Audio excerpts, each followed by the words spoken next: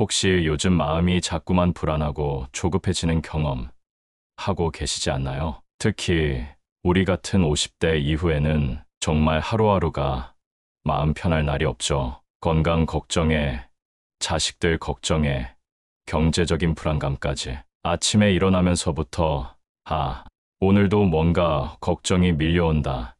이런 느낌 받아보신 적 있으시죠? 아무 일도 없는데 괜히 가슴이 답답하고 뭔가 빨리 해결해야 할 것 같은 초조함이 몰려올 때가 있어요. 그럴 때마다 저는 부처님의 말씀을 떠올립니다. 오늘은 그 지혜를 여러분과 함께 차근차근 나눠보려고 합니다. 복잡한 이론이 아니라 지금 당장 우리 일상에서 써먹을 수 있는 실용적인 방법들을 알려드릴게요. 혹시 지금 이 순간에도 마음이 불편하시다면 잠깐 편안한 자세로 앉아서 함께 해주세요. 오늘 이 시간이 끝날 때쯤에는 분명히 마음이 한결 가벼워지실 거예요. 첫 번째, 불안한 마음의 정체를 알아보기. 부처님께서는 이런 말씀을 하셨습니다. 바람은 나무를 흔들 수 있지만 고요한 마음은 흔들리지 않는다. 불안과 조급함은 마치 거센 바람 같아요. 우리 마음을 이리저리 흔들어대면서 당장 뭔가 해야 할 것 같고 지금 이대로는 안 될 것 같은 느낌을 만들어냅니다. 많은 분들이 이런 말씀을 하세요. 불안이 저를 망가뜨릴 것 같아요. 이러다 정말 큰일 나는 건 아닐까요? 밤에 잠도 못 자고 하루 종일 마음이 조마조마해요. 이런 마음 충분히 이해합니다. 하지만 부처님은 우리에게 이렇게 알려주셨어요. 두려움은 실체가 아니라 생각이 만든 그림자일 뿐이다. 여러분, 잠깐 생각해 보세요. 지금 여러분을 불안하게 만드는 그 상황이 실제로 일어난 일인가요? 아니면 혹시 이런 일이 생기면 어떡하지 하는 상상 속의 일인가요? 대부분은 아직 일어나지도 않은 일에 대한 걱정이에요. 내일 건강검진 결과가 안 좋으면 어떡하지? 아이가 회사에서 잘리면 어떡하지? 노후 자금이 부족하면 어떡하지? 배우자가 아프면 어떡하지? 하지만 실제로 그 일이 일어났나요? 아니요. 아직은 아니죠. 이게 바로 부처님이 말씀하신 생각이 만든 그림자입니다. 실체가 아닌 상상이 우리를 괴롭히고 있는 거예요. 물론 미래를 대비하는 건 필요합니다. 하지만 그 대비와 걱정은 다른 거예요. 대비는 구체적인 행동을 만들어내지만 걱정은 그냥 우리를 지치게만 만들죠. 여러분, 지금 이 순간 숨을 한번 깊게 쉬어보세요. 그리고 이렇게 말해보세요. 내가 지금 상상 속에서 괴로워하고 있구나. 실제로는 아직 아무 일도 일어나지 않았구나. 이것만으로도 마음이 한결 가벼워지실 거예요. 한 분의 이야기를 들려드릴게요. 55세 여성분이었는데 남편이 직장에서 스트레스를 많이 받는다고 하시더라고요. 그래서 매일 밤 남편이 심장마비로 쓰러지면 어떡하지라는 생각에 잠을 못 잤대요. 그런데 실제로는 남편이 건강검진도 정상이고 운동도 꾸준히 하고 계시는 분이었어요. 불안은 상상에서 나온 것이었죠. 그 분께 이 사실을 깨닫게 해드리니까 밤에 편안히 주무실 수 있게 되셨어요. 두 번째, 조급한 마음 다스리기. 이제 조급한 마음에 대해서 이야기해 볼까요? 우리 나이가 되면 시간이 정말 빨리 간다는 걸 실감하게 됩니다. 그러다 보니 자꾸 이런 생각이 들어요. 빨리 결정해야 해. 지금 뭔가 하지 않으면 늦어. 다른 사람들은 다 앞서가는데 나만 뒤처지는 것 같아. 이런 마음 정말 잘 압니다. 하지만 부처님은 이렇게 말씀하셨어요. 급한 마음은 지혜를 가린다. 조급함은 정말 무서운 감정이에요. 판단을 흐리게 만들고 사람과의 관계를 복잡하게 만들고 무엇보다 자신을 너무 지치게 만듭니다. 한 분은 이런 이야기를 해주셨어요. 60대 초반의 여성분이었는데 자식들이 결혼을 안 해서 너무 조급하다는 거예요. 그래서 이 사람 저 사람 소개시켜주고 자꾸 재촉하고 결국 자식들과 관계만 나빠졌다고 하시더라고요. 나중에 깨달은 게 조급해하는 건 자식을 위한 게 아니라 자신의 불안 때문이었다는 거죠. 다른 집 아이들은 다 결혼했는데 우리 애만. 이런 체면과 걱정이 조급함을 만든 거였어요. 또 다른 분은 퇴직 후에 갑자기 뭔가 새로운 일을 해야 한다는 조급함에 빠졌다고 하시더라고요. 이것저것 시작했다가 중단하기를 반복하면서 오히려 더 지치고 자신감만 잃었다고 해요. 이럴 때 우리가 해야 할 일은 뭘까요? 잠깐 멈추는 거예요. 지금 내가 빨리 하려는 이유가 정말 급한 상황 때문인지 아니면 내 마음의 초조함 때문인지 한번 살펴보는 거죠. 대부분은 실제로는 그렇게 급하지 않은 경우가 많아요. 부처님께서는 이런 말씀도 하셨습니다. 멈추지 않으면 천천히 가는 것도 길이다. 여러분, 지금까지 살아오면서 정말 많은 일들을 해결해 오셨잖아요. 그때그때 최선을 다해서 여기까지 왔잖아요. 그런 여러분이 지금 갑자기 서두른다고 해서 더 나은 결과가 나올까요? 오히려 속도를 조금 늦추는 것, 그 자체가 치유가 될 수 있어요. 당신은 지금 충분히 잘하고 있습니다. 그러니 조금 천천히 걸어도 괜찮아요. 세 번째 호흡으로 마음 다스리기. 이제 가장 실용적인 방법을 알려드릴게요. 바로 호흡법입니다. 부처님께서 수행자들에게 가장 먼저 가르친 건 다름 아닌 숨쉬기였어요. 숨을 들이쉴 때 그 숨을 알아차리라. 숨을 내쉴 때 그 내쉼을 지켜보라. 왜 하필 숨일까요? 이유가 있어요. 불안한 마음은 항상 호흡보다 앞서갑니다. 불안해지면 숨이 짧고 얕아지고 가슴이 답답해지고 생각이 조절되지 않게 되죠. 반대로 말하면 숨을 깊고 길게 쉬면 마음도 따라서 안정이 돼요. 이건 과학적으로도 증명된 사실이에요. 깊은 호흡을 하면 부교감 신경이 활성화되면서 마음이 진정되는 거죠. 지금 여러분과 함께 실제로 해보겠습니다. 편안한 자세로 앉아주세요. 등은 곧게 세우고 어깨는 자연스럽게 내려주세요. 손은 편안하게 무릎 위에 올려놔도 좋고 배 위에 올려놔도 좋습니다. 이제 천천히 따라해보세요. 먼저 지금 있는 공기를 모두 내쉬고 이제 코로 천천히 숨을 들이쉬세요. 하나, 둘, 셋, 넷.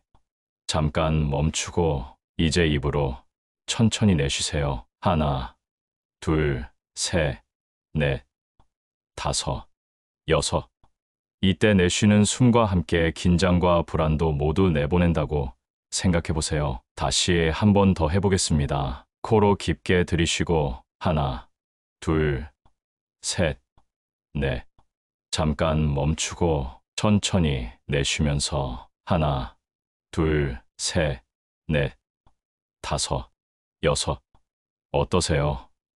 조금 마음이 차분해지죠? 이때 중요한 건 숨을 억지로 조절하려고 하지 마세요. 자연스럽게 편안하게 하는 거예요. 숫자를 세는 것도 너무 정확하게 하려고 하지 마시고 그냥 리듬감 있게 하시면 됩니다. 만약에 중간에 딴 생각이 든다면 지금 딴 생각을 하고 있구나 하고 인정하고 다시 호흡에 집중하면 돼요. 이게 자연스러운 거예요. 이 호흡법을 하루에 3번, 각각 5분씩만 해보세요. 아침에 일어나서, 점심 먹고 나서, 잠자리에 들기 전에, 특히 불안하거나 조급한 마음이 들 때 이 호흡법을 떠올려 주세요. 언제 어디서나 할 수 있고 아무도 모르게 할 수 있어요. 이 간단한 방법이 여러분의 하루를 완전히 바꿔놓을 수 있을 거예요. 네 번째, 지금 여기에 집중하기. 부처님께서는 이런 말씀을 하셨습니다. 과거는 지나갔고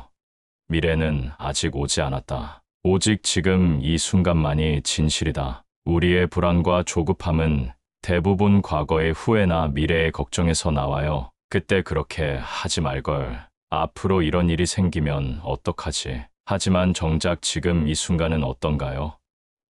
지금 이 순간, 여러분은 안전한 곳에 앉아서 제 이야기를 듣고 계시잖아요. 지금 당장 해결해야 할 급한 문제가 있나요? 아마 대부분은 그렇지 않을 거예요. 그럼 지금 이 순간을 조금 더 느껴보세요. 의자에 앉은 몸의 느낌, 옷이 피부에 닿는 느낌, 주변에서 들리는 소리들, 지금 호흡하고 있는 공기의 느낌, 혹시 주변에 향기가 있다면 그 냄새도. 이렇게 현재에 집중하는 연습을 하다 보면 불안과 조급함에서 자연스럽게 벗어날 수 있어요. 제가 추천하는 간단한 방법이 하나 있어요. 5-4-3-2-1 기법이라고 하는 건데요. 불안할 때 주변에서 보이는 것 5가지를 찾아보세요. 그 다음에 들리는 소리 4가지를 들어보세요. 만질 수 있는 것 3가지를 만져보세요. 냄새 나는 것 2가지를 맡아보세요. 맛볼 수 있는 것 1가지를 맛보세요. 이렇게 하면 자동으로 현재 순간에 집중하게 되면서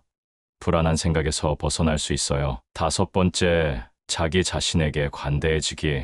마지막으로 가장 중요한 이야기를 해드릴게요. 여러분이 지금 느끼는 불안과 조급함은 사실 너무 열심히 살아온 증거일지도 몰라요. 가족을 위해, 일을 위해, 미래를 위해 정말 열심히 살아오셨잖아요. 그 과정에서 자신에게는 너무 엄격하고 너무 많은 걸 요구해왔을 수도 있고요. 이제는 그 열심 안에 스스로를 다그치지 말고 조금은 쉬어가도 괜찮다는 마음을 함께 담아주세요. 완벽하지 않아도 괜찮습니다. 때로는 실수해도 괜찮습니다. 다른 사람보다 조금 느려도 괜찮습니다.